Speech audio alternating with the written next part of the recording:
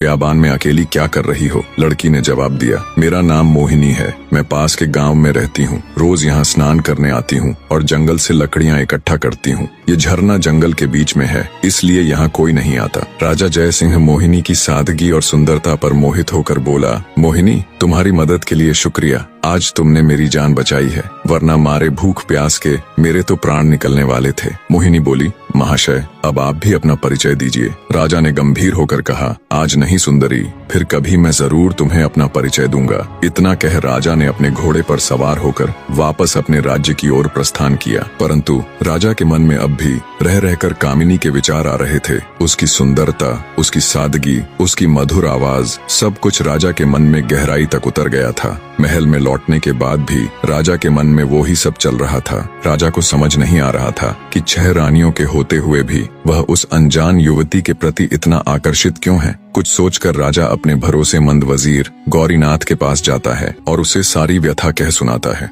राजा की सारी बात सुन वजीर बोला, महाराज, यदि ऐसा है तो आप उस लड़की से विवाह कर लीजिए। हो सकता है उससे ही हमें अपने राज्य का वारिस मिल जाए। राजा को अपने वजीर की बात उचित लगी। अगले दिन वो अपने वजीर को भी साथ ले जंगल में उसी स्थान पर जाता है जहां उसकी मुलाकात मोहिनी से हुई थी। राजा झरने के पास गया और उसे आवाज दी, पर कोई नहीं आया। जब बहुत बार आवाज देने के बाद भी मोहिनी नहीं दिखाई दी तो राजा का वजीर उसके पास आया और बोला, राजन, हो सकता है वो आज आई ही ना हो। आपने बताया था वो पास के ही गांव में रहती है, हमें वहीं चलकर देखना चाहिए। राजा और उसका वजीर दोनों अपने घोड़ों के ऊपर सवार हो पास के गांव में जाते हैं। मोहिनी का नाम पूछते पूछते दोनों उसके घर पहुंच जाते हैं। 2 शाही व्यक्तियों को शाही घोड़ों पर देख गांव वाले भी कौतूहलवश आस पास जमा हो जाते हैं। राजा घोड़े से उतरकर झोपड़ी के बाहर जाता है और मोहिनी को आवाज देता है,